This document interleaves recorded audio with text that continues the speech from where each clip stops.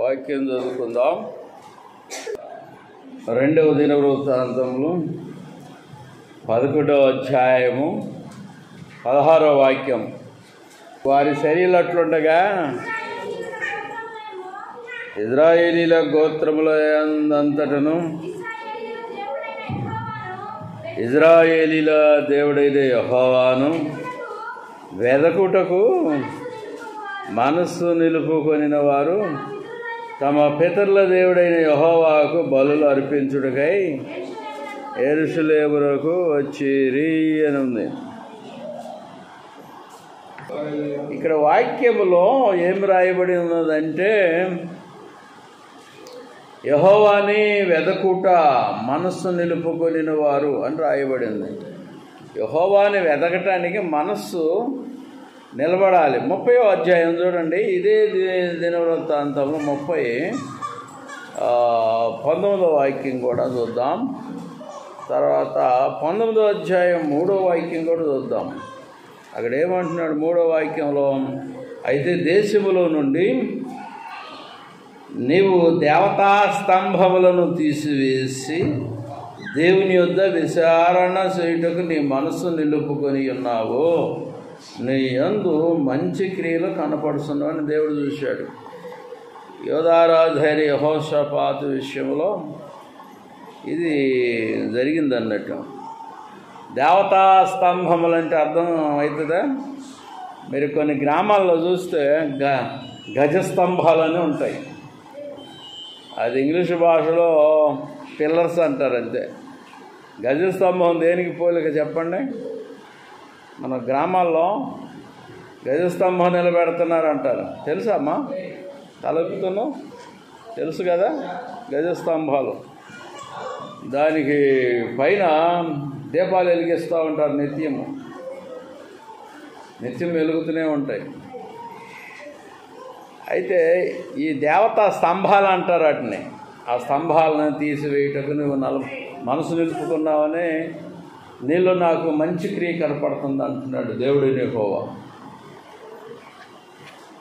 ఇప్పుడు చూడండి 30వ అధ్యాయము 19వ వాక్యం. ఈ దినవృత్తాంతంలో 30వ అధ్యాయము 19వ వాక్యంలో ఏమన్నాడు అంటే, రాజును అతని అధిపతులను యెరూషలేములోనున్న సమాజపు వారందరూ దానిని 2వ నెలలో ఆచరింపవాలని యోచన చేసిరి అని ఏదో ఒకటి ఉంది ఇక్కడ.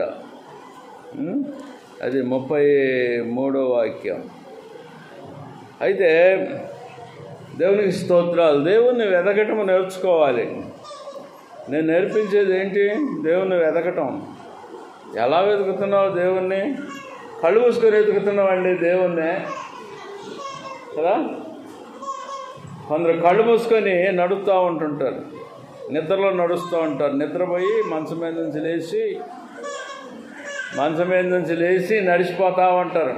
నిద్రలోనే కళ్ళు మూసుకొని నడుస్తూ ఉంటారు వాళ్ళు. స్లీప్ వాకర్ అంటారు వాళ్ళని. కళ్ళు మూసుకొని ఎతుకుతున్నానండి దేవుణ్ణి.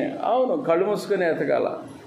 కళ్ళు మూసుకుంటే భౌతికమైన విషయములు ఏవి కూడా కనపడవు. దేవుణ్ణి ప్రార్థనలో కూర్చొని వెతకాలని ఇక్కడ ఏమంటాడంటే, మనస్సు దేవుని మీద నిలపాల. మనస్సు అనేది దేవుడు దొరకరండి. దేవుడు దొరకడం, చాలామందికి దేవుడు దొరకడం. దొరికేది ఏంది? గజస్తంభాలు, చెట్లు, మన దేవతా ఆకారములో ఉన్న చెట్లు, చేమలు, పుట్టలు, గుట్టలు, అక్కడక్కడ గుళ్ళు గోపురాలు కడతారు చూడండి.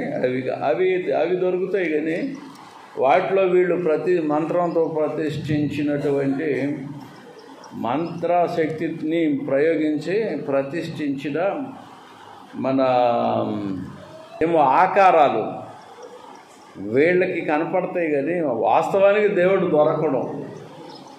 దొరకడండి. ఎందుకంటే వాళ్ళు అసలు దేవుని మనసు నిలిపారా దేవుడు దొరకటానికి? మనసు నిలపలేదు కనుక దేవుడు దొరకడు. ఇప్పుడు మా అక్కకి దేవుడు దొరకడు. ఆమె నిత్యము దేవుణ్ణి దూషిస్తూ ఉంది. నేను వెళ్ళినప్పుడల్లా దేవుని గురించి చెప్తా. అక్కడికి ఆమెకి నా ప్రత్యక్షత ఇచ్చినప్పుడు, అంటే నేను ఆమె ఎదురు నిలబడ్డప్పుడు ఆమెకు దేవుని గురించి చెబుతాను. అంటే ఆమె వ్యతిరేకంగా ఒకసారి మొన్న ఈ మధ్య మాట్లాడింది.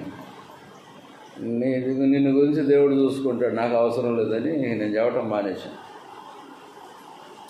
నేను దేవుడి గురించి చెప్పాలంటే చాలా దేశం ఉంది. Praise the lord, hallelujah. దేవుని గురించి చెప్పాలంటే చాలా దేశం ఉందండి. ఈ ఎజ్రాలో 7వ అధ్యాయం 10వ వాక్యంలో ఎజ్రా యెహోవా ధర్మశాస్త్రమును పరిశోధించి దాని చొప్పున నడుచుకొనుటను, ఇజ్రాయేలీయులకు దాని కట్టడలను విధులను నేర్పుటకును దృఢ నిశ్చయము చేసుకునేను. ఈ బైబిల్లో ఉన్న కట్టడలను, మన విధులను నేర్పిస్తాం జనాలకి. ఎవరికి ఆసక్తి ఉంటుందో వాళ్ళకి నేర్పిస్తాం. ఇష్టం లేని వాళ్ళకి నేర్పలేము. ఎలా నేర్పుతావు? కులాన్ని ఎక్కిరించే వాళ్ళకి, మతాలను ఎక్కిరించే వాళ్ళకి, దేవుణ్ణి ఎక్కిరించే వాళ్ళకి నేర్పలేము. కష్టమే. కులంతో నీకేం పని? అయినా మతంతో కూడా నీకేం పని?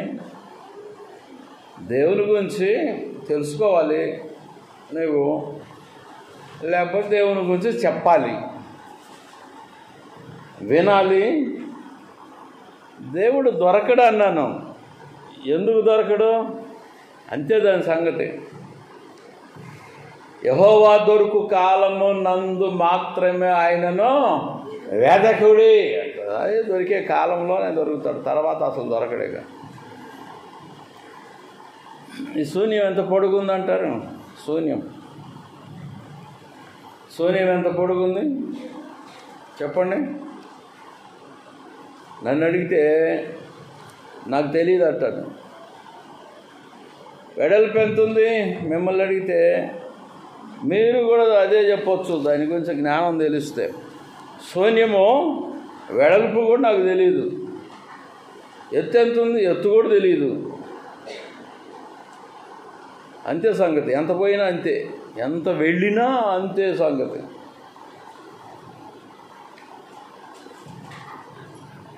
దేవుడు పోయి ఎక్కడుంటాడో ఏమో ఆ శూన్యంలో కదా. దేవుడైన యెహోవా, బైబిల్లో ఒక మాట ఉంది, నేను గాఢాంధకారమైన మేఘం, గాఢాంధకారము మధ్యలో నేను నివసించువాడను అన్న చెప్పబడింది వాక్యంలో. ఆ సొలొమోనుతో మాట్లాడే సందర్భం, గాఢాంధకారము మధ్య. అంధకారం మధ్య ఆయన ఎందుకు ఉండాలి? బహిరంగంగా ఉండొచ్చు కదా. నన్నుడి తెలియని చెప్పాలి, అంధకారం మధ్య ఆయన, గాఢాంధకారం మధ్య నివసించువాడను. ప్రైజ్ ది లార్డ్, హల్లెలూయా. ఆయన దొరుకుతానన్నప్పుడే దొరుకుతాడు.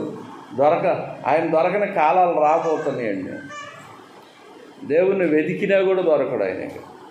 ఆయన దొరుకు కాలం అందే మనము మత్తయి సువార్త 7వ అధ్యాయము 7వ వాక్యం, ఆయన దొరుకు కాలం అందే మనము ఆయనను వెతకాలి. ఎలా వెతకాలి అని అంటే ఉపవాస ప్రార్థన చేయాలి, ఉపవాసం ఉండాలి, సాపేసుకొని దాని మీద మోకాళ్ళ మీద ఉండి ఉపవాసం ఉండి ఆయన్ని వెతికితే వెతకగా వెతకగా వెతకగా వెతకగా వెతకగా వెతకగా వెతకగా వెతకగా వెతకగా ఎప్పటికో మోక్షం దొరుకుతుంది. ఆయన దొరుకుతాడు. ప్రత్యక్షత ఇస్తాడు అన్నట్టు. దర్శనాల్లో లేకపోతే ఇంకేదైనా ప్రత్యక్షత, లేకపోతే స్వరమో ఏదో వస్తుంది. ఉన్నాడని తాను నిరూపించుకుంటాడు అన్నట్టు. వెతకటం తెలియాలి మొదట. వెతకటం నీకు చేత కాకపోతే దేవుణ్ణి కనుగొనవు, నువ్వు లైఫ్లో కనుగొనవు. ఈ ఇండియా దేశం కూడా కనుగొనదు, ఇండియా దేశం కూడా కనుగొనదు. ఏ దేశంలో ఎవడికి దొరకడం, ఎవడికి కనపడడం. శ్రద్ధగా వెతకాలి అని రాయబడింది బైబిల్లో. దేవునికి స్తోత్రములు. చదవండి. వెతకాలి, వేయబడుతుంది. వెతకాలి, దొరుకును. వెతికితే దొరుకును. తట్టండి తీయబడుతుంది.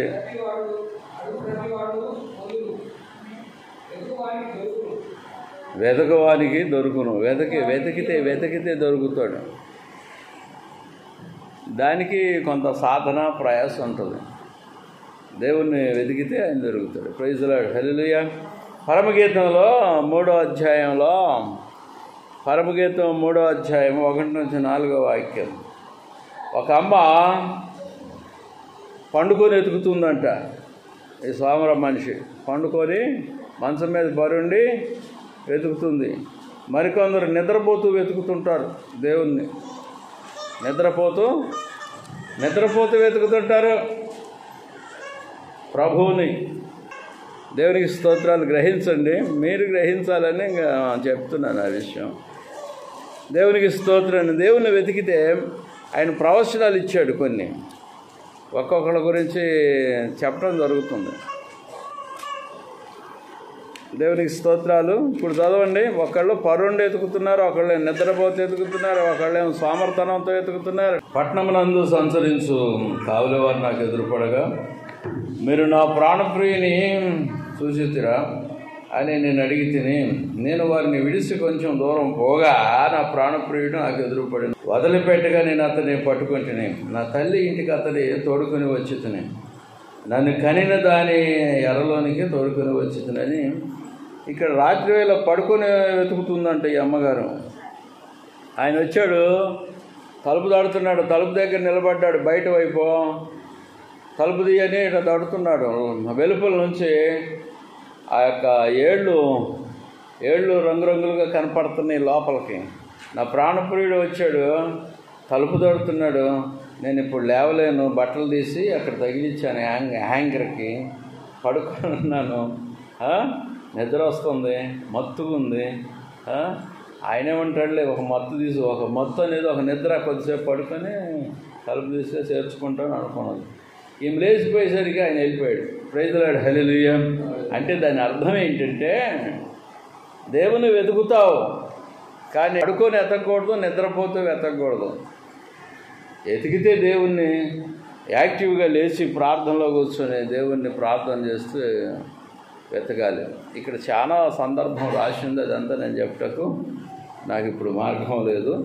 ద్వితీయోపదేశకాండం 4వ అధ్యాయంలో 29వ వాక్యంలో 29వ వాక్యం మీకు వాక్యాలు చూపిస్తున్నాను, కొంచెం వివరణ ఇస్తున్నాను. 4వ అధ్యాయము 29వ వాక్యంలో, అయితే అక్కడ నుండి నీ దేవుడిని యెహోవాను మీరు వెదికిన ఎడల నీ పూర్ణ హృదయముతోనూ ఎతకాలి అన్నాడు. పూర్ణ హృదయముతోనూ ఒకటి, పూర్ణాత్మతోనూ వెతకాలి. పూర్ణాత్మతోనూ వెతుకునప్పుడు ఆయన నీకు ప్రత్యక్షమగును. పూర్ణ హృదయముతోనూ పూర్ణ ఆత్మతోనూ యెహోవాను వెతకాలి. ఇక్కడ యేసుక్రీస్తు ప్రభు వచ్చి మనకి యెహోవాని ప్రత్యక్షపరిచాడు. యేసుక్రీస్తు ప్రభు వచ్చి యెహోవాని మనకి కనపరిచాడు. ఇలాగా చెయ్యండి, దేవుడు మీకు దొరుకుతాడని చెప్పాడు. యేసు ప్రభు అండి. మరి యేసు ప్రభుని అడిగారు అక్కడ ఉన్న మనుషులు, శిష్యులు అనబడిన మనుషులు, మనలాంటి వాళ్ళే అడిగారు, ఎట్లా ఉంటాడు దేవుడని, ఆయన ఎలా ఉంటాడని. అని నువ్వు చూసావు కదా, మేము చూడలేదు కదా, ఎలా ఉంటాడు దేవుడు అని అన్నారు. అప్పుడు ఆయన అన్నాడు, నాలాగనే ఉంటాడు అని ఆయన చెప్పాడు.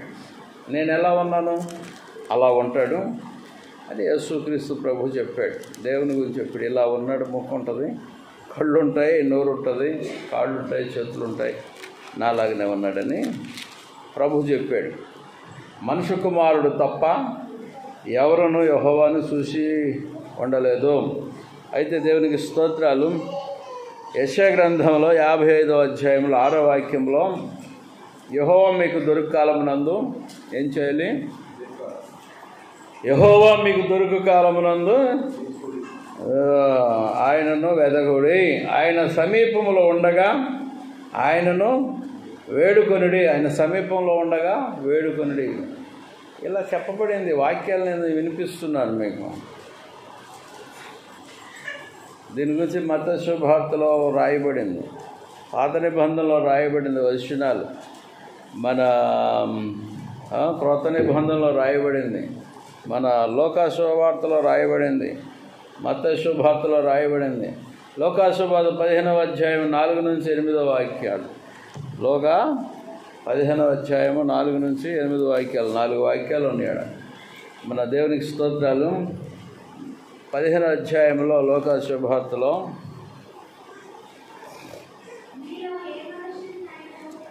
మీలో ఏ మనుషునికైనాను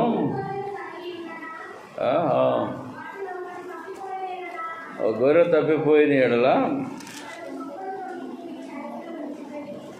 99ని విడిచిపెట్టి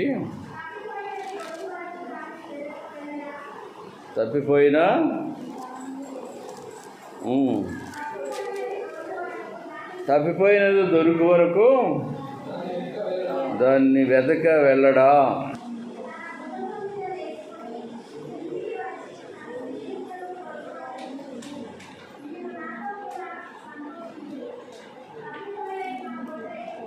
తప్పిపోయిన గొర్రె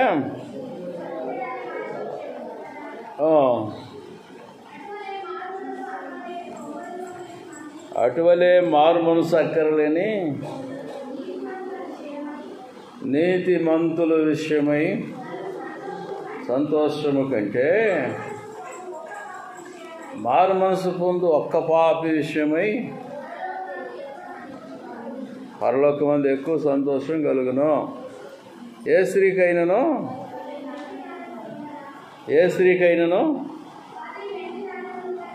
10 వెండి నాణ్యాలు ఉండగా వాటిలో ఒకదానిని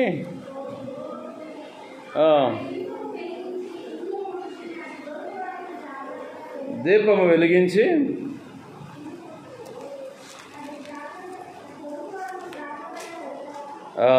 ఈ స్త్రీ కూడా వెతుకుతుంది. ఒక ఆయన గొర్రెలు కలిగిన ఆయన కూడా గొర్రె పోతే గొర్రెను వెతికినట్టుగా వాక్యంలో రాసి ఉంది. దేవునికి స్తోత్రాలు. వెతకాలి అనే సబ్జెక్ట్ ఇక్కడ. వెతికితే దొరుకుతుంది, వెతకపోతే దొరకదు. వెతకాలి. సీకింగ్ అంటారు ఇంగ్లీష్ భాషలో, లేక సెర్చింగ్ అంటారు. సెర్చింగ్. దేవునికి స్తోత్రాలు. వెతికితే దొరుకుతుంది, లేకపోతే లేదు. ఇప్పుడు దీంతో నాకేం పనులు అని వదిలిపెట్టయితే అంతే సంగతి. వెతికితే దొరుకుతుంది ఏదైనా సరే. దేవునికి స్తోత్రాలు. ఈ యొక్క 1వ దినవృత్తాంతంలో 28వ అధ్యాయంలో 9వ వాక్యం. 1వ దినవృత్తాంతంలో 28 9వ వాక్యం.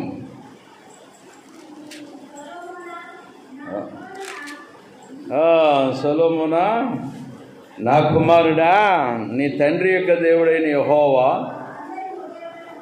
అందరి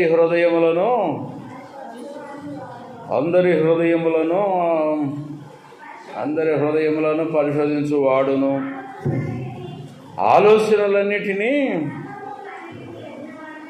ఆలోచనలన్నిటినీ సంకల్పములన్నిటినీ ఎరిగిన వాడునై ఉన్నాడు. నీవు ఆయన్ను తెలుసుకుని హృదయపూర్వకముగాను మనఃపూర్వకముగాను ఆయన్ను సేవించము. ఆయన మొదట ఏం చేయాలి? తెలుసుకోవాలంటాడు. తర్వాత తెలుసుకోవాలి. ఫస్ట్ తెలుసుకోవాలా? హృదయపూర్వకంగా మనఃపూర్వకంగా ఆయన్ను సేవించుము. మనఃపూర్వకంగా కొందరు మనఃపూర్వకంగా కానుకలు ఎవరు, దశంభాగాలకు మనఃపూర్వకంగా ఎవరు. అందుకే సేవకులు దారిద్ర్యం పుచ్చుకుంటున్నారు. హృదయపూర్తిగా దేవుని సేవకు అర్పిస్తే దేవుని వస్తుంది. కొంత కొనుక్కుంటా ఇస్తే ఏం దేవుని వస్తుందండి? ఇవాళ వద్దా అన్నట్టుగా కొందరు ఉంటారు.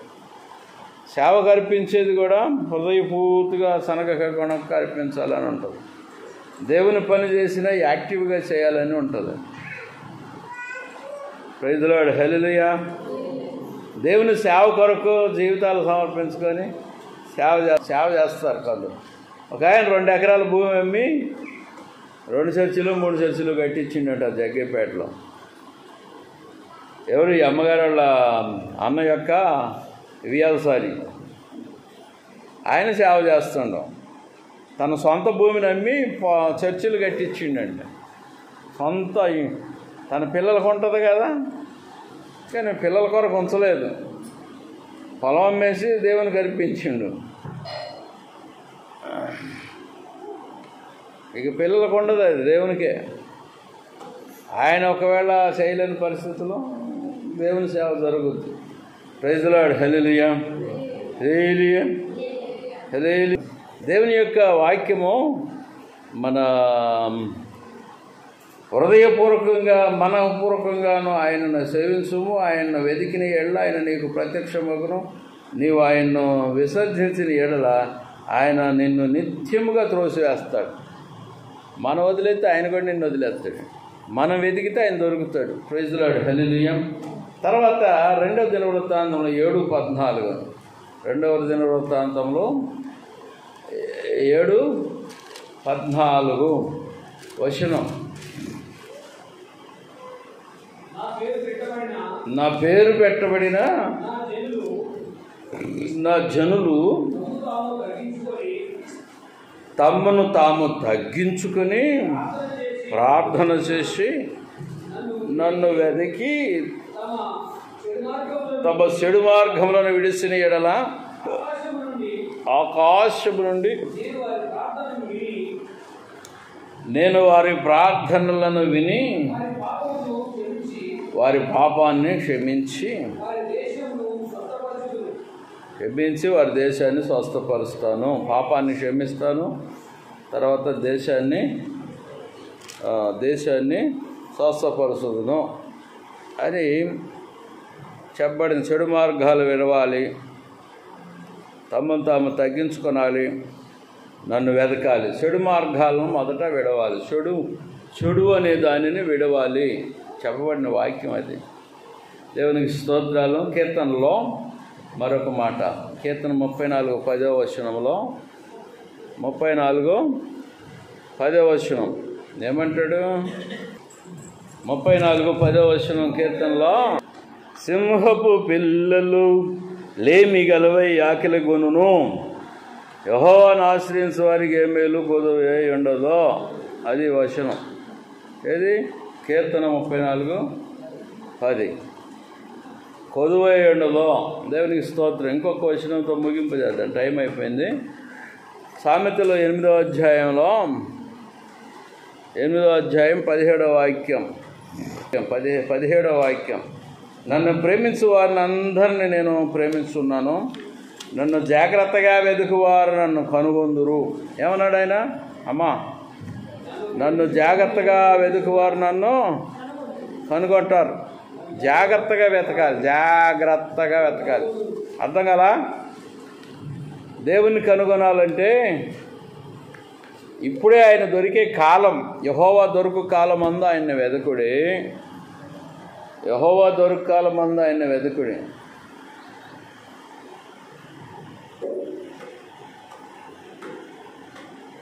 జాగ్రత్తగా వెతుకుడి. Praise the lord. అది దొరుకుతాడు, నన్ను కనుగొంటారు. దేవుడిని అందరూ కనుగొనలేరు, ఎందుకంటే వాళ్ళు జాగ్రత్తగా వెతకలేరు. ఆయన్ని శ్రద్ధగా